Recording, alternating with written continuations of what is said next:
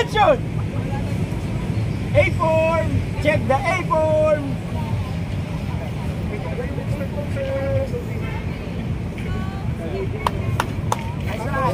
As you were. Galing ka. Tayo tayo. Mga bandang inom tayo. Stand by! Basa tayo niyan, bakit? Are you ready? Ready! Attention! A-form, A-form. Nice one! Row! Pause! Pause. Diba? Ay, sorry. Row! Pause! Row! Pause! Row! Pause! Row! Pause! Nice one. Prepare tayo. Overload. Dito ko lang kayo, pero sa bangka, ang call ko talaga, standby. Standby tayo. Are you ready? Meron tayo Kasi hindi natin pag nasa bangka na po tayo, imagine ninyo nasa bangka po kayo. Then nakaupo na po kayo. Hindi po ba kayo?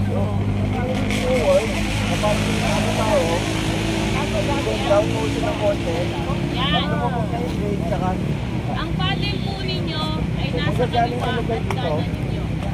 Mamaya katulong ko kung paano yung pagdating sa bangka. Sino ba ba? Kasi yan eh, parang yung gumagalaw-galaw na gano'n. Kasi pag yung hindi nakalak, madulas yung upuan. Magkakalupuan naman Ito po yung ating movement. Kahit okay sana kung babae, kung lalaki nila okay.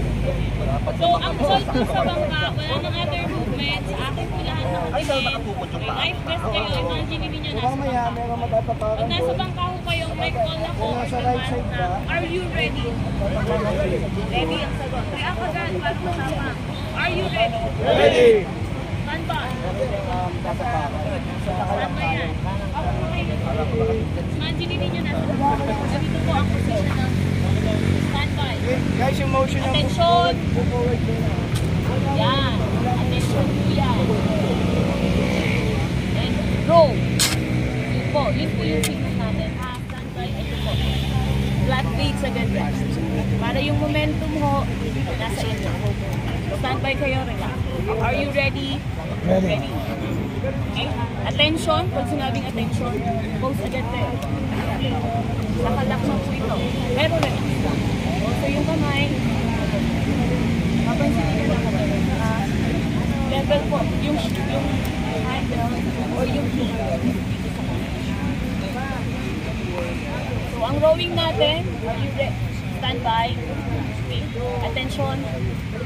Row. Pag sinabi ng row, ang counting natin, 1. Angat. 2. Gamit ang katawan. Okay? Ang paa natin sa bangkay. Pero now, position tayo. Attention. Imagine ninyo nakalupot na yung paddle. Attention. Talagang nakalupot na. And then, row. Katawan. Angat.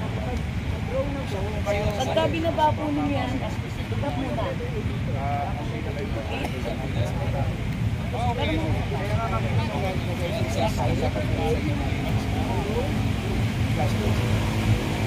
Okay? Ito kunwari yung tubig.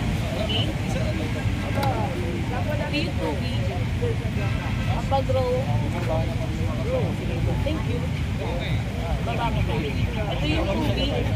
Oars up. Naka-oars up lang tayo. So nakangat tayo. Nakangat yung paddle or blade sa tubig. Pagka inanong po niya, nilubog nyo, nakadayago na po. Para mas malaki po yung sa water pag niro. Okay? Relax lang po tayo or stop. Pag nag-beach po tayo, okay? Ito po yung blade ninyo. Ang reach po ninyo, maabot dito. Kasi ilalim na. Yan yung blade. Pagka nag-beach po kayo, mag-a-adjust po sila. So nakatusok. Kita yan. And then roll. Malaki na pong hatak. Malaki na po ang pusat. Okay, yun yung technique natin. Kahit mabagal, basta yung lubog, reach, haba, and then roll, malayo mararating nun pag sabay-sabay tayo. Okay? Quality mo yung paddle ngayon. Pag-row mo. So again, ito po yung form, A4. Hawak mo ng bode, position tayo, attention. Reach, haba yan. Then row. Angat. Angat ang, pag sinabing angat ang lifting arm, gamitin po ang katawan ulit. Angat. Tignan niyo po yung kamay ko, yung lifting arm.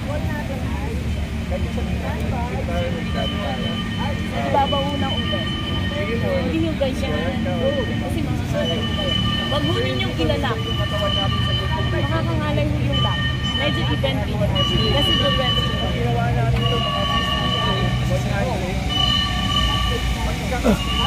Mamaya magkakaroon tayo ng warm up. Bago namin